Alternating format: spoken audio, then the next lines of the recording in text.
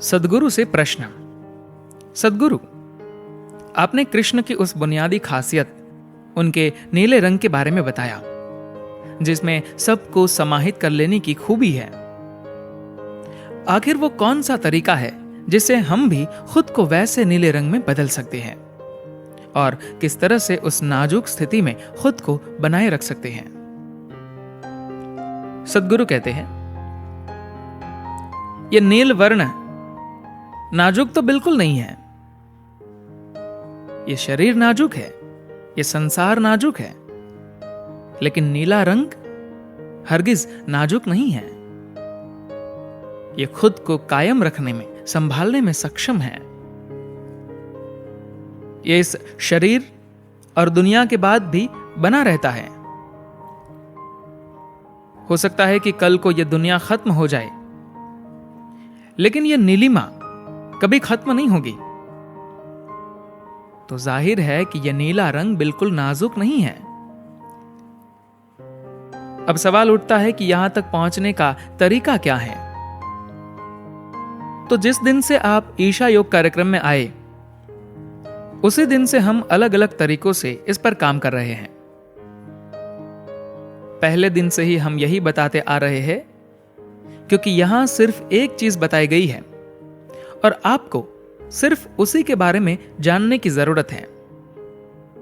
आप सिर्फ उस एक को जानिए, उसे आत्मसात करने में ही सब कुछ शामिल है।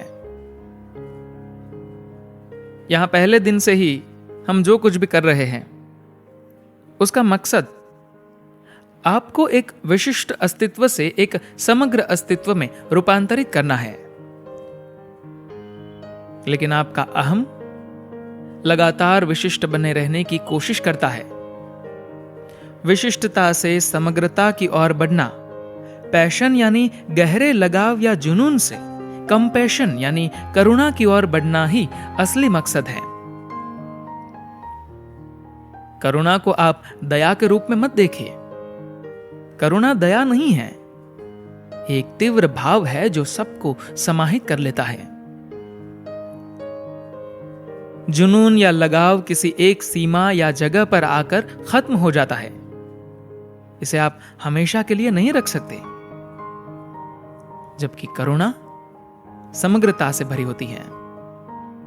इसमें इतना ईंधन होता है जो इसे हमेशा ज्वलंत रखता है। जबकि लगाव या जुनून विशिष्ट होता है, जो किसी एक चीज पर केंद्रित होता है और थोड़ी ही देर में वह खत्म भी हो जाता है। अब बात करते हैं सीमितता से असीमितता की ओर बढ़ने की। अगर आपने समग्रता की अवस्था पाली, तो आप नीले हो जाएंगे। जिस पल आपने सब कुछ खुद में समाहित कर लिया, स्वाभाविक रूप से आप उस नीलिमा को पा लेंगे। लेकिन यह होगा कैसे? ये तभी होगा जब आप अपनी निजता की सारी दीवारें और सीमाएं मिटाकर समग्रता का स्वागत करेंगे, जो कि वास्तव में आप हैं। गीता का सार ही कृष्ण के विश्व रूप दर्शन में है।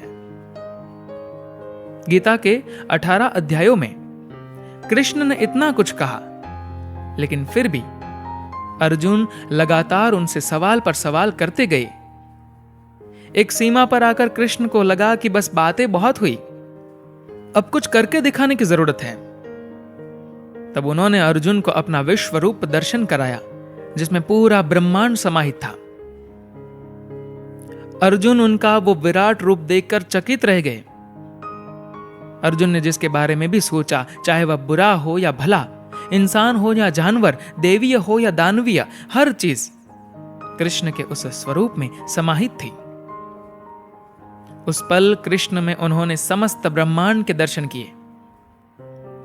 दरअसल कृष्ण ने उस समय खुद को एक इंसान के रूप में न पेश कर असीम व व्यापक रूप में पेश किया। इसी को विश्व रूप दर्शन कहा गया, जिसमें पूरा ब्रह्मांड समाया था। अब सवाल है कि इसे पाने का जरिया या साधन क्या है?